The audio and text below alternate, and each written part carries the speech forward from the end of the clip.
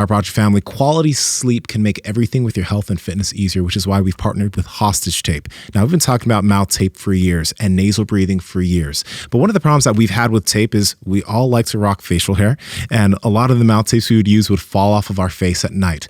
Hostage Tape doesn't fall off your face if you have a beard or if you're not a man and you don't. I'm joking.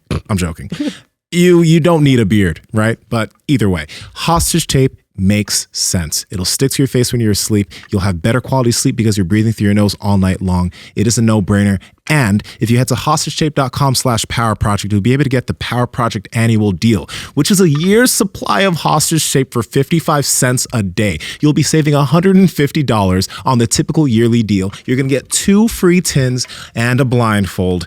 It's a no-brainer. So head there right now and get yourself some Hostage Tape. Links in the description along with the podcast show notes. Shut your f***ing mouth when you sleep. Enjoy the show.